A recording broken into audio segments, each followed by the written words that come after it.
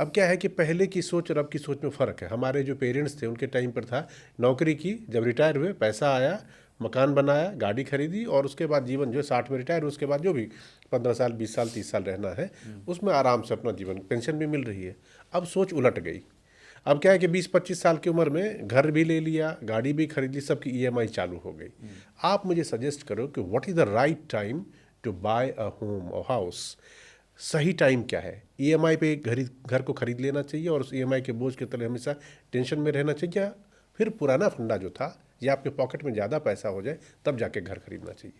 देखिए सर, मेरा personal rule जो है हाँ, वो थोड़ा personal, स्ट्रिक्ट है, बिल्कुल। वो लोग नहीं, वो फॉलो नहीं भाई हो पाते। संजय जी जो कुछ भी बता रहे हैं वो अपने एक्सपीरियंस और अपने तजुर्बे से बता रहे हैं, और ये इनकी सलाह है, निजी राय है। निजी राय, हाँ। ये आपको ये नहीं कह रहे कि मैंने जो किया वो जिंदगी में आप भी करो। आप अगर हमसे ज़्यादा ज्ञानी हो तो आप अपने हिसाब से चला लो। मैं वो चीज़ बता रहा हूँ जो मैंने किया और उससे मुझे जो हासिल हुआ। बिल्कुल, राइट बिल्कुल। जी, सर देखिए, सबके इक्वेशन लाइफ के अलग होते हैं और उस इक्वेशन से ही आदमी बनता है। बिल्कुल।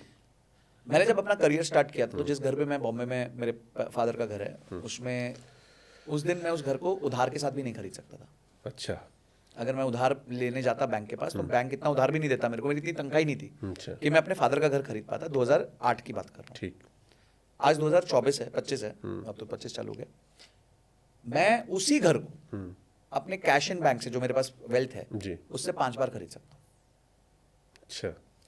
तो मेरा घर जिस तेजी से बढ़ा उससे कहीं ज्यादा तेजी से मैं बढ़ा, क्योंकि मुझे ये विश्वास था कि जितना मैं अपने दिमाग पे निवेश करूंगा, जितना मैं तेजी से बढ़ूंगा, उतना ही मैं ज्यादा वेल्थ क्रिएट कर पाऊंगा। अच्छा, ठीक है।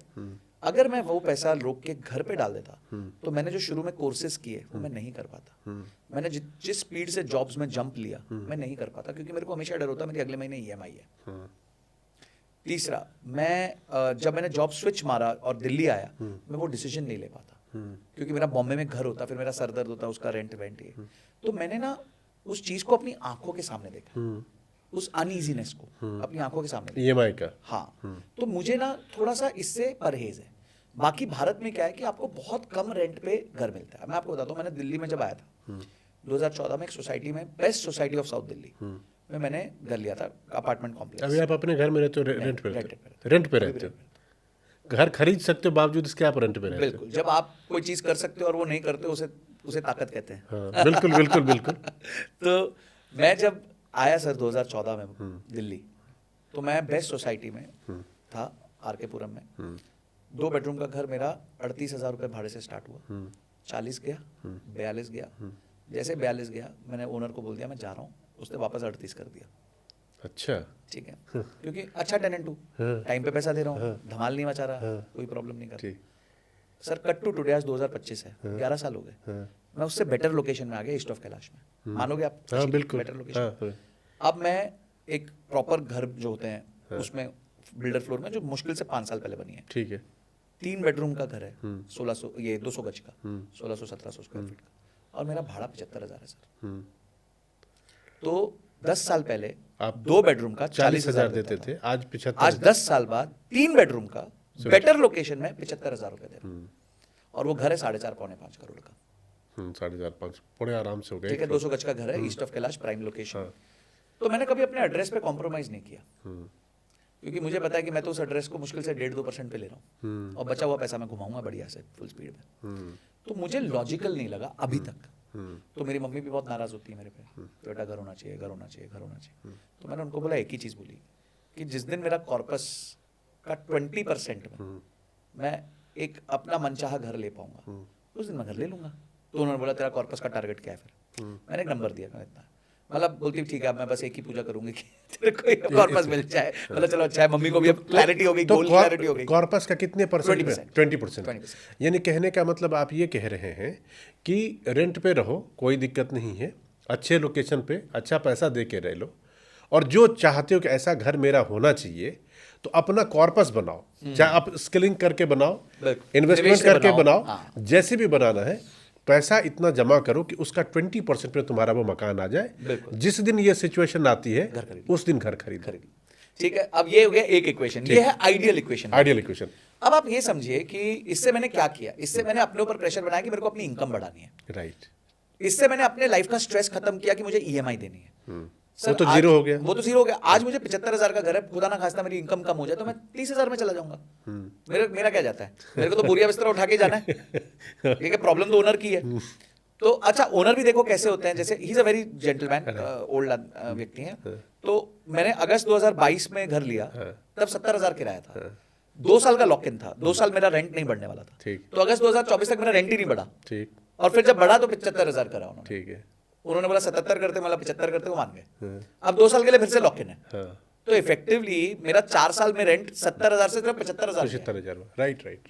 तो लोगों के मन में कुछ क्वेश्चन होते हैं, प्रश्न होते हैं प्रॉपर्टीज को लेके, मैं समझ सकता हूँ। अच्छा, अगर आप एक नॉर्मल व्यक्ति जिसके ऊपर सोसाइटल प्रेशर है, आपके लिए इमोशन है, ये मनी डिसीजन है, आपको लगता है आपका घर होना चाहिए, तब की इक्वेशन भी बता देता हूँ। पहली चीज, जब आप घर लेने जाएं तो सबसे पहले ये देखें कि उस घर का 20% आपके पास किसी ना किसी तरीके से होना चाहिए। अगर आपको आज 1 करोड़, आज दिल्ली एनसीआर में, मैं कहता हूँ नोएडा में 2 बेडरूम लेना है, तो भी 1 करोड़ से नीचे का नहीं आएगा। 1 करोड़ का घर मान लो आप खरीद रहे हो, तो 20 से 25 लाख रुपए तो आपकी जेब में होना चाहिए। पॉकेट में, बिल्कुल। ठीक है। अब 75 लाख रुपए अगर आपको लोन लेना है, तो 75 लाख का मोटा मोटी मुझे लगता है किस्त आएगी 60,000 रुपीज। मतलब मोटे तौर पे 1 लाख के 1,000 मान लो। 1 लाख का 850, हाँ, 850। 1 लाख का 850 चलता है, तो वही 60,000 रुपए हो जाएगी। This 60,000 should be not more than 40% of your take home salary. Take home salary का 40%। तो टेक होम सैलरी का 40% जो है वो आपकी किस्त हो सकती है। तो अगर आपकी टेक होम सैलरी 1.5 लाख है, तो तब आप डेफिनेटली खरीद लो, कोई प्रॉब्लम नहीं है। यानी कि आपकी ग्रॉस सैलरी 2 लाख के आसपास होगी। तो 2 लाख रुपए महीने में आप एक 60,000 का अफोर्ड कर सकते हो। देखो, सरकार को जो पैसा चला गया वो तो गवर्नमेंट आ रही नहीं आपको कोई। ये तो घर में अगर मान लो 60,000 रुपये मैंने ईएमआई में दे दिया, तो फिर गाड़ी तो रह गई। सर, गाड़ी के लिए, अच्छा हाँ, और इसीलिए मैंने टेक होम का 40% बिल्कुल, इसलिए देखिए, ये एक होता है गुड डेट, एक होता है बैड डेट। राइट। अब जैसे मैं एक इवेंट पे गया था जहाँ निर्मला सीतारमण जी आई, तो उन्होंने बड़ी अच्छी बात बोली। तो किसी ने पूछा, सर डेफिसिट है मैडम, ये सब, तो उन्होंने बोला, देखो मेरा जितना डेफिसिट है ना, उतना मेरे को उधार लेना है, और जितना मैं उधार लूंगी वो डेफिसिट का, उससे मैं एसेट क्रिएट कर रही हूँ, केपेक्स कर रही हूँ, मैं रोड्स बनवा रही हूँ, ब्रिजेस बना रही हूँ, पुल बना रही हूँ, डिफेंस पे खर्चा कर, ये निवेश कर रही हूँ। तो यानी ये मुझे आगे जाके इनकम देने वाला है। तो ये हो गया गुड डेट। बैड डेट होता है कि आपने कंजम्पशन। तो हमेशा याद रखिए, bad debt is equal to consumption, good debt is equal to creation. पर कंजम्पशन के बिना भी जिया नहीं जा सकता। अब सोचिए, कोई व्यक्ति है जिनको रात को 8 बजे शौक है बैठने का ग्लास के साथ। अब शौक है तो शौक है, ठीक है, ये बैड डेट है। तो आप क्या करोगे, उनको जीरो तो कर नहीं सकते। तो आप ये बोल सकते हो, भाई तू 3 मत पी, 1 पी ले, या तू 2 दिन में 1 बार पी ले। हाँ। तो आपने क्या किया, उसको रेगुलेट किया कि आपने जीरो नहीं किया। अब किसी को शुगर की आदत हो, अभी किसी को डायबिटीज है, उसको शुगर खाने का मन है, तो बोला हफ्ते में 1 लड्डू खा लेना। राइट। तो उसको आपने खत्म नहीं किया, रेगुलेट किया। तो इसी तरीके से आप बैड डेट को रेगुलेट कीजिए।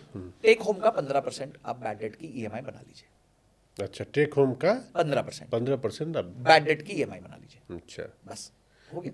बैड डेट पर तो मोटे तौर पे डिफरेंस देखो ऐसा है, मतलब आप आईफोन ले लिए, गाड़ी ले लिए, आप जब कभी भी मोटा खर्चा, आईफोन वगैरह तो चलो 1 लाख 1.5 लाख रुपए का सामान है, कोई इतना बड़ा मैं नहीं मानता। गाड़ी और मकान एक नॉर्मल मध्यम वर्गीय परिवार के लिए 2 कर्ज ऐसे हैं जो कि बड़े होते हैं। जी।